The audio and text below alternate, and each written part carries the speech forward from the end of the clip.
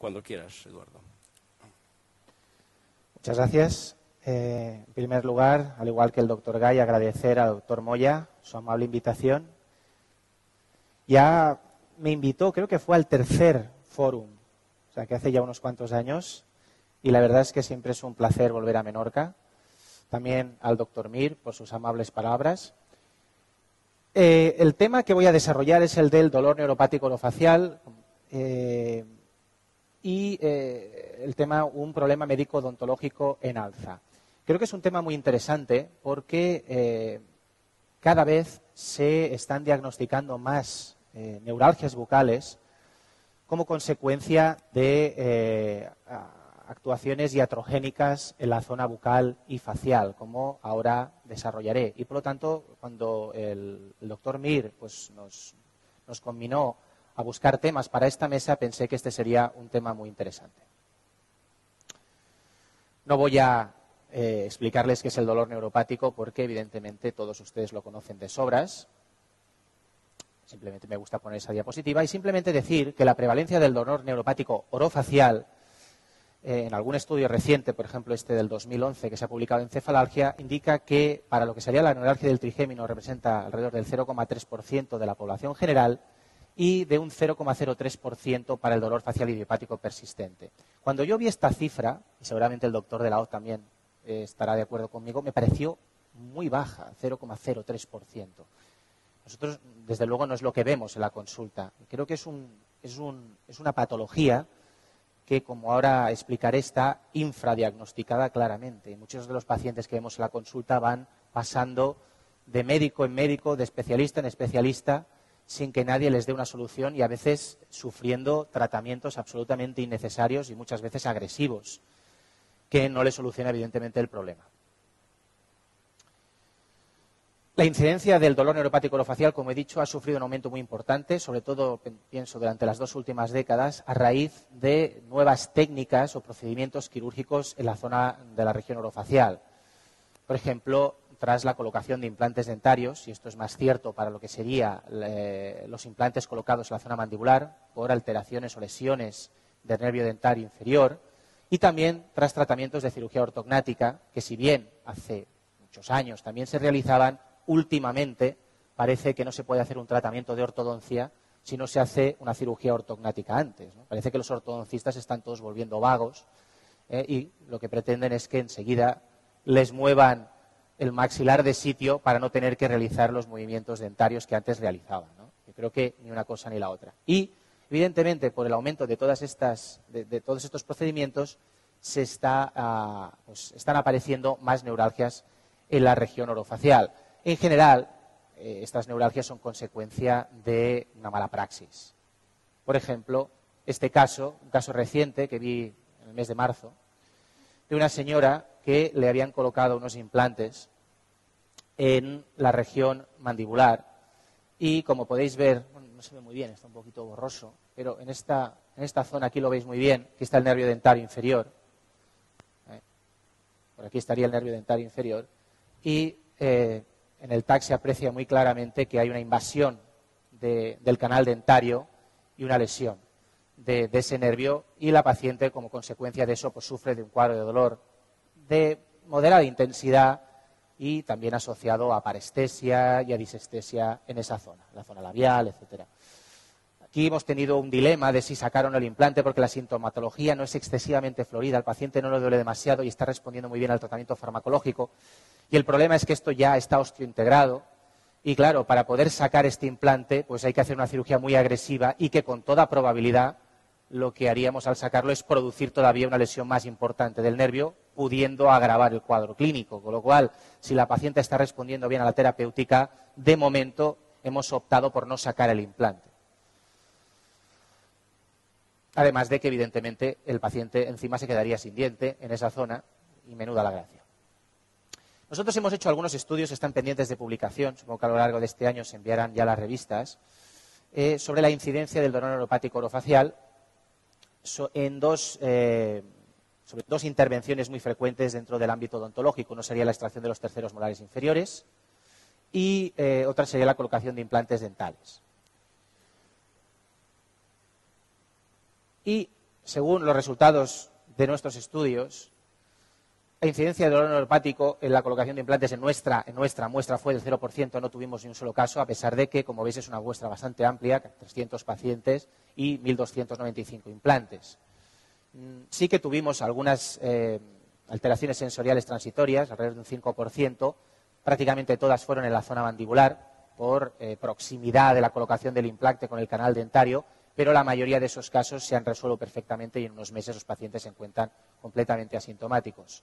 No así con respecto a las exodoncias de los terceros molares. Como veis, también una muestra muy amplia, 2.856 exodoncias, y de ellas tuvimos muchos pacientes sí que presentaron también alteraciones sensoriales, parestesias, la zona labial, la zona facial inferior, alrededor de un 3%. En la mayoría de esos casos también hubo una resolución completa de la sintomatología al cabo de unos entre 3 y 12 meses. Y en 3 pacientes sí que se presentó un cuadro de anestesia dolorosa. Pacientes que primero cursaron con una sintomatología parestésica en la zona y los alumnos estaban muy preocupados. Y al cabo de unos meses me decían, doctor, qué bien, parece que se le está despertando al paciente. Le digo, bueno, espérate, porque que se esté despertando no siempre es una buena señal. Si se despierta y se normaliza la situación, sí, pero muchas veces esa parestesia se va despertando, va desarrollándose un cuadro disestésico que termina con una sensación de quemazón y de dolor muy intensa en la zona del labio y en la zona facial, que, por nuestra experiencia, responde muy mal a la terapéutica farmacológica. Algunos estudios han estimado, fijaros, que la incidencia, por ejemplo, de dolor facial atípico, lo que ahora llamaríamos dolor facial idiopático persistente, tras procedimientos endodónticos es de un 3 a un 6%. Esto es un estudio muy antiguo del doctor Marbach, del año 82. Hay algún estudio más publicado. A mí me parece, en este caso, una incidencia excesiva. No vemos, tras procedimientos endodónticos, 6 de cada 100 endodoncias no terminan con un cuadro de este tipo.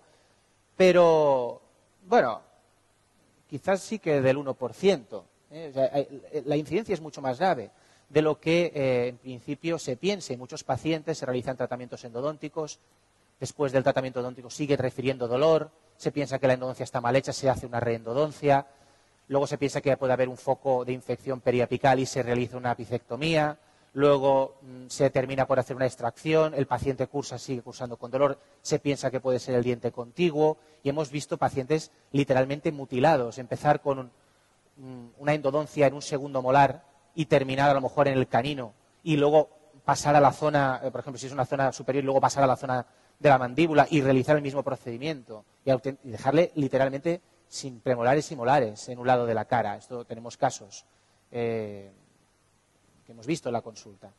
Por lo tanto, esto ocurre con mucha más frecuencia de lo que la gente se piensa y de lo que los profesionales muchas veces se piensan. Y pienso que es grave que no se conozca este tipo de patología porque de esa forma se evitarían todos esos tratamientos innecesarios a los pacientes.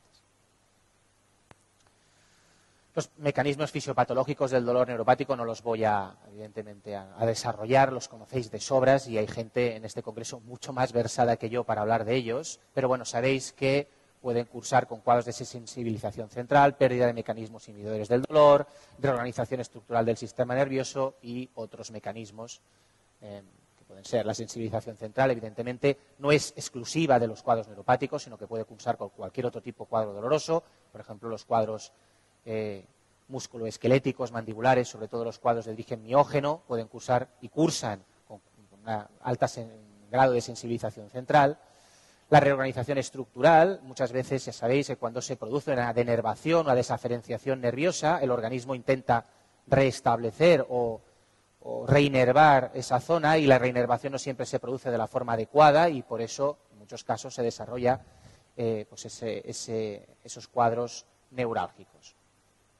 Y también la pérdida de mecanismos inhibidores por distintos mecanismos, por ejemplo, de apoptosis celular, de interneuronas inhibidoras a nivel de la asta dorsal de la médula y de otras zonas del sistema inhibidor descendente, que, como veis en esta diapositiva, pues conocéis de sobras. Bien, voy a hablar básicamente de 3 cuadros neurálgicos. No voy a hablar de la neuralgia del trigémino porque, evidentemente, los que estáis aquí la conocéis absolutamente de sobras. Como sabéis, hay 2 grandes grupos de cuadros neurálgicos descritos por la clasificación internacional de cefaleas: los cuadros de tipo paroxístico, entre los que se encuentra la neuralgia del trigémino, la neuralgia del glosofaringeo, la neuralgia del nervio intermedio, etcétera. Y luego tendríamos las neuralgias tipo continuo, que básicamente para la región orofacial vamos a mencionar estos 3: los cuadros de anestesia dolorosa, el cuadro de dolor facial idiopático persistente y el síndrome de boca ardiente. Una cosa que siempre me llama la atención, y también seguramente a los ponentes de esta mesa, es lo sobrediagnosticada que está la neuralgia del trigémino. O sea, vemos infinidad de pacientes a los que se les diagnostica neuralgia del trigémino en la cara que no tienen neuralgia del trigémino. Más es que cursan con cuadros de dolor continuo. Y la neuralgia del trigémino, por definición, no es un cuadro continuo. Cursa con episodios de dolor de hasta 2 minutos. Por lo tanto, si un paciente te dice que le dure durante 5 horas seguidas, sin remisión, no puede ser neuralgia del trigémino, tiene que ser otra cosa, otro tipo de neuropatía, pero no neuralgia del trigémino en sí misma. Y pienso que esa distinción es importante porque el tratamiento farmacológico, sabéis que no es exactamente igual para tratar un cuadro de anestesia dolorosa que, por ejemplo, un cuadro de neuralgia del trigémino. Anestesia dolorosa, como sabéis, es un cuadro de dolor persistente con disestesia en la zona de distribución del nervio trigémino. Hay una disminución a la percepción del tacto y ocasionalmente a otros estímulos sensoriales el área afecta. Y suele evidenciar una lesión del nervio afecto o de sus conexiones centrales. Es muy clásica, por ejemplo, la que os he comentado, la lesión del nervio dentario inferior o la del nervio lingual tras la extracción de los terceros molares inferiores o la colocación también de implantes dentales en la zona mandibular. Luego tendremos el cuadro de dolor facial idiopático persistente, que uno de los ponentes de la mesa va a desarrollar después, eso de forma más extensa seguramente, que es un cuadro mucho más raro, porque es un cuadro de dolor facial diario, persistente durante todos la mayoría de los días. Está confinado en principio en una zona limitada. Estas son esto simplemente estoy sacando la clasificación, las características diagnósticas de la clasificación de la Sociedad Internacional de Cefaleas. No se asocia a pérdidas sensoriales. Yo pienso que esta es una distinción muy importante de cara a diferenciar bien la anestesia dolorosa del dolor facial idiopático persistente. Y las investigaciones, incluyendo radiografías de la cara o mandíbula, no muestran anomalías relevantes, que eso también es importante. El cuadro que os he enseñado antes, esa tomografía, ahí se aprecia claramente la invasión del canal dentario por el implante, una lesión nerviosa clarísima. Pero muchas veces en los cuadros de dolor facial idiopático persistente no vemos esto.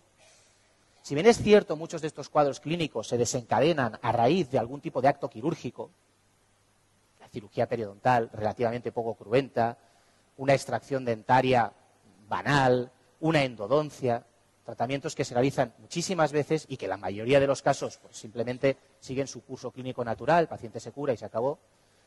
A veces los pacientes, después de esos actos quirúrgicos, siguen refiriendo, a pesar de que hay una curación en principio completa de las estructuras afectas, siguen refiriendo una sensación de dolor más o menos constante, fluctuando en intensidad a lo largo del día. La mayoría de los pacientes suelen referir que se despiertan relativamente bien por la mañana y a lo largo del día esa molestia va aumentando progresivamente hasta hacerse bastante incómoda o impertinente ya a últimas horas del día.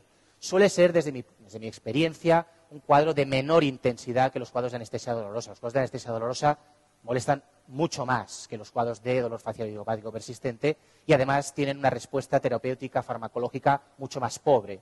Estos pacientes en general responden mejor a la terapéutica, por mi experiencia, que los cuadros de anestesia dolorosa. A veces los cuadros aparecen de buenas a primeras.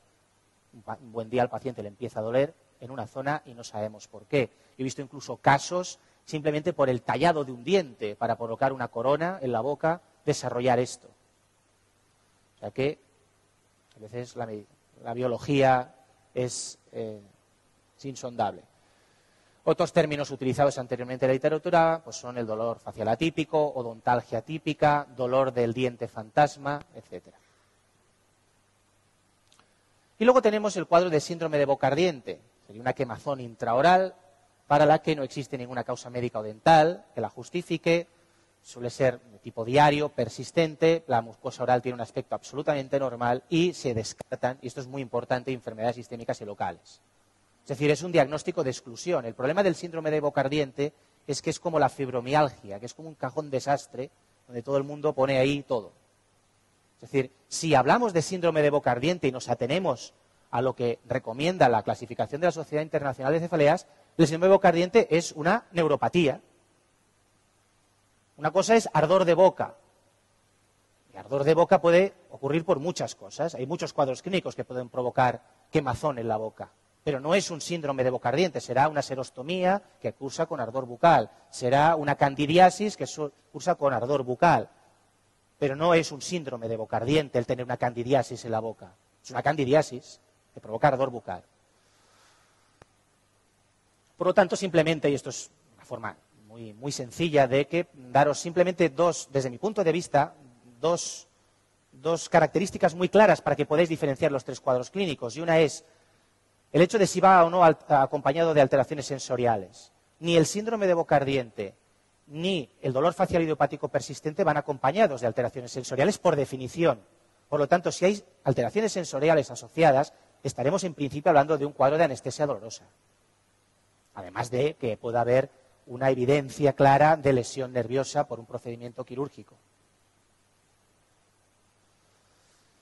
Y la otra es la distribución anatómica del dolor. Mientras que normalmente los cuadros de anestesia dolorosa o los cuadros de dolor facial idiopático persistente suelen ser de tipo unilateral, cursan en un lado de la boca, puede empezar evidentemente en la zona maxilar o la zona mandibular y luego, si el cuadro se va cronificando, se van produciendo efectos excitatorios centrales, ese cuadro se puede ir ampliando e ir invadiendo otras zonas anatómicas, pero generalmente del mismo lado de la cara. Yo cuando veo una neuralgia bilateral, a ver, eso huele muy mal, eso es que algo malo le está pasando al paciente. Las neuralgias sabéis que en general son cuadros de tipo unilateral. En cambio, el cuadro del síndrome de boca ardiente sí que cursa con una quemazón persistente en toda la boca, en la lengua, en los labios, en las mucosas de ambos lados de la boca. Por lo tanto, cuando veis un paciente que en general tiene quemazón y sensaciones desagradables, disestésicas en toda la boca, eso más bien parece un cuadro de síndrome de boca ardiente. El perfil de paciente también es bastante característico. La mayoría de pacientes un gran porcentaje de pacientes con dolor facial idiopático persistente y síndrome de boca ardiente suelen ser mujeres posmenopáusicas, alrededor de entre 50 y 60 años. Ese es el perfil de paciente. Mientras que el cuadro de anestesia dolorosa no, porque como es consecuencia de algún tipo de lesión nerviosa, le puede pasar en principio a cualquiera. Puede haber esos cuadros clínicos en pacientes varones, por supuesto, y de otras edades, pero es más prevalente en ese rango de edad y en ese sexo. Bueno, el tratamiento farmacológico tampoco os lo voy a describir. Hay personas aquí que tienen amplios conocimientos sobre la materia y que os van a dar unas charlas magníficas sobre tratamiento farmacológico de los cuadros neurálgicos, pero bueno, sabéis que en principio pues los analgésicos convencionales, también podemos tratar al paciente con corticosteroides en algunos casos, los antiepilépticos, antidepresivos tricíclicos y otro tipo de fármacos. Esta es una diapositiva simplemente para ilustrar los fármacos que más habitualmente se utilizan y como sabéis, pues en cuanto a las neuralgias continuas, yo no soy muy partidario de recetar carbamazepina o scarbazepina, pienso que esos son fármacos mucho más adecuados para tratar la neuralgia del trigémino, los cuadros tipo paroxísticos, porque, como bien sabéis, son fármacos estabilizadores de membrana y que, por lo tanto, funcionan mejor en pacientes que tienen dolores de tipo paroxístico que no continuo. Mientras que el ribotril, clonazepam, la gabapentina, pregabalina y concretamente la amitriptilina, que en principio para los cuadros de dolor facial idiopático persistente es lo que llaman en inglés el gold standard, es el fármaco de elección, y el que tenemos más evidencia científica. Tiene el inconveniente de los efectos secundarios cardiovasculares en algunos pacientes y, por lo tanto, pacientes de cierta edad que puedan tener patología cardiovascular asociada, pues puede limitar un poco la terapéutica. Otro tipo de antidepresivos también. Y, bueno, otros fármacos de tipo opioide o opioides de acción mixta y fármacos de aplicación tópica en algunos casos. El tratamiento del síndrome de boca ardiente, como he mencionado antes, tiene que ser en principio siempre un diagnóstico de exclusión. Por lo tanto, cuando vemos un paciente que presenta pirosis, ardor bucal, lo primero que tenemos que hacer es descartar causas que puedan justificar ese ardor bucal.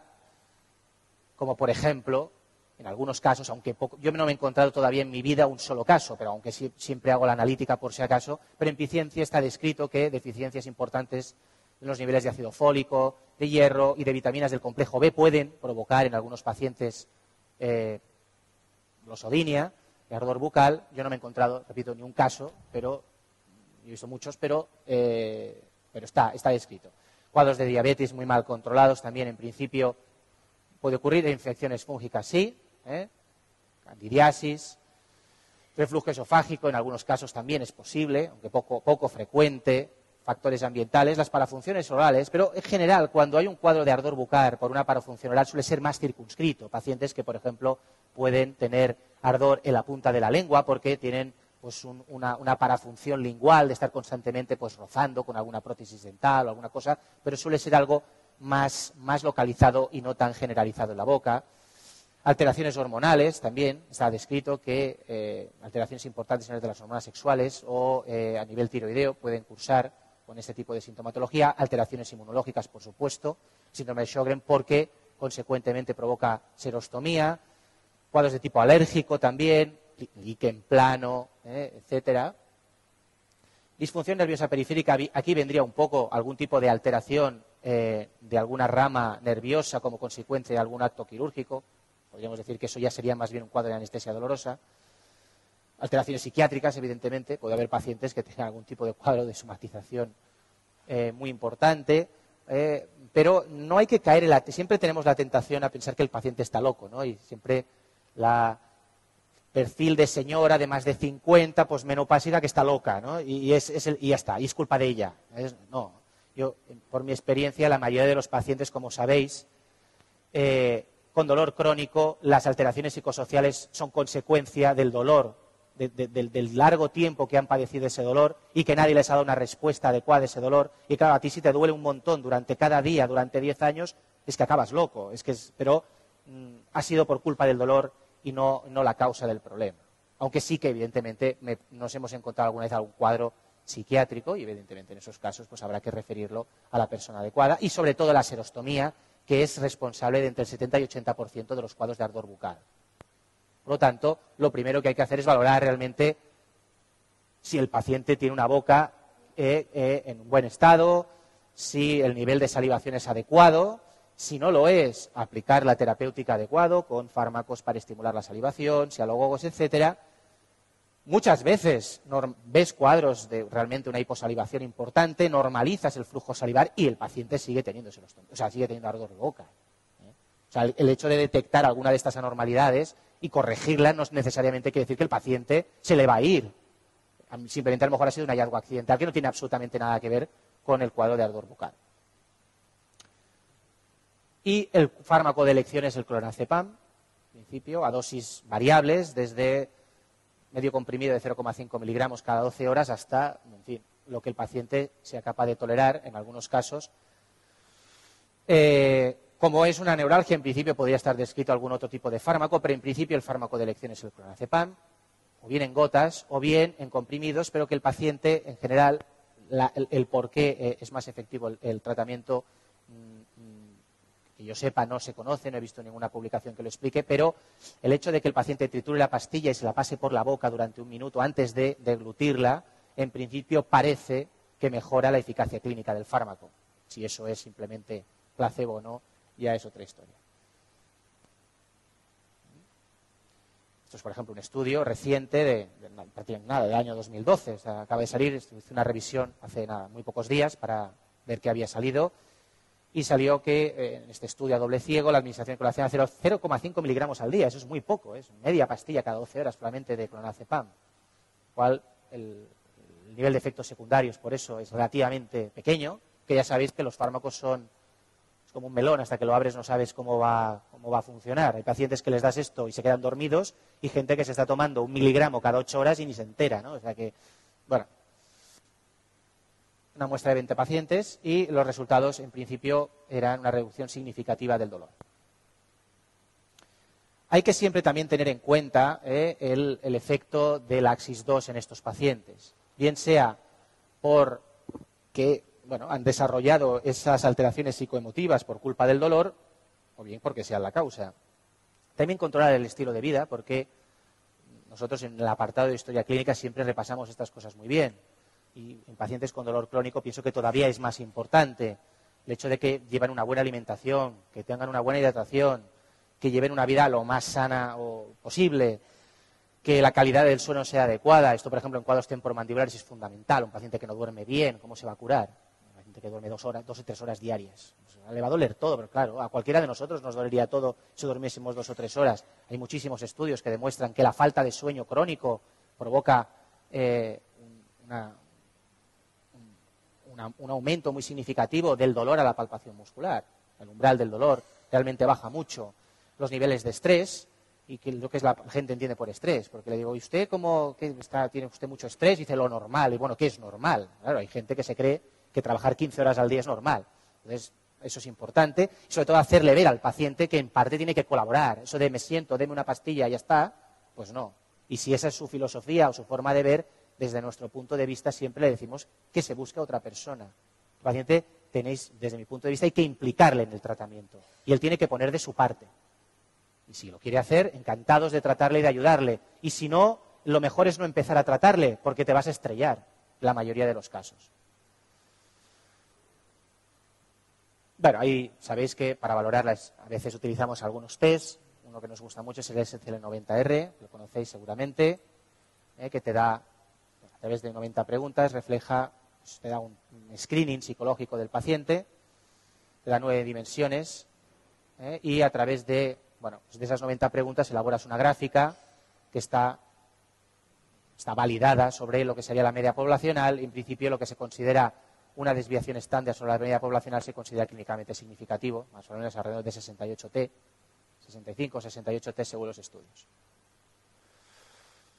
Por lo tanto, modificaciones conductuales, tratamientos, evidentemente para la esfera psicomotiva. Yo no soy psiquiatra, pero bueno, si el paciente necesitase algún tipo de medicación de ese tipo, bien lo referiría a su médico de cabecera o bien al psiquiatra. Otros tratamientos, por ejemplo, he puesto esto porque me pareció curioso. Mi experiencia es que no sirve para nada. Y de hecho, es una muestra simplemente de 16 pacientes sin grupo control. O sea que, como comprenderéis, la validez o el hecho de que podamos más o menos hacerle caso a la efectividad de esta terapia pues es muy limitada. Ellos ponen una reducción del dolor del 43%. Me parece extremadamente alto. Nosotros hemos hecho, y de hecho estamos haciendo un ensayo clínico en la universidad con pacientes con dolor neuropático y láser blando, de momento no hemos analizado todavía estamos todavía en la fase de recogida de datos y no sé qué saldrá, pero me da a mí que no va a haber realmente la eficacia, va a ser muy limitada. En cuanto a terapéutica para las neuralgias continuas bucales de tipo quirúrgico, es lo que está publicado. Esto es de la base de datos Cochrane, una revisión sistemática publicada en el año 2011.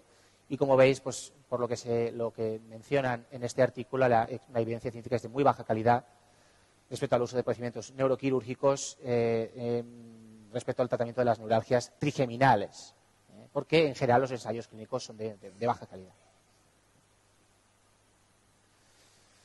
Y nada más, simplemente 3 diapositivas más. Una, recomendaros que si estáis interesados en el mundo del dolor facial, que acudáis al congreso que organiza la Sociedad Española de Disfunción Craneomendial de Dolor Facial, en la que soy miembro de la Junta Directiva. Aquí tenemos al presidente de la sociedad, que a continuación hablará. Y creo que este año se ha organizado un congreso fantástico, un congreso de 3 días con prácticamente 50 ponentes internacionales de lo mejor que hay en el campo. Si tenéis la curiosidad de conectaros a la página web y mirar el programa científico, os vais a sorprender. Es realmente, yo diría que ni muchas reuniones internacionales, la reunión internacional que se hace cada 3 años de todas las sociedades de dolor facial mundial, muchas veces no cuenta con un panel de ponentes como el que vamos a tener en Valencia este año. Con lo cual, si estáis interesados, os recomiendo que os apuntéis al congreso porque seguro que vais a disfrutar mucho. Y nada, simplemente esto lo pongo porque el doctor de la Hoz y yo, a pesar de que somos grandes amigos, tenemos discrepancias futbolísticas importantes. Nada, simplemente darle la enhorabuena, pero recordarle que hasta diciembre de este año el Barcelona sigue siendo el campeón del mundo. Esto no hay que olvidarlo nunca. Y nada, simplemente una curiosidad importante, es un nuevo hallazgo que muy recientemente, se ha ido publicado en los periódicos, un nuevo hallazgo del telescopio Hubble. Como podéis ver, han descubierto lo que parece ser un nuevo planetoide, y que han decidido denominar Ramos. Un nuevo planetoide que está allí y que, bueno, creo que la NASA está por mandar allí alguna sonda exploradora para averiguar a ver qué ha pasado, pero bueno, creo que algunos de los que estamos aquí tenemos una ligera idea, pero vamos, nada más. Muchas gracias por vuestra atención.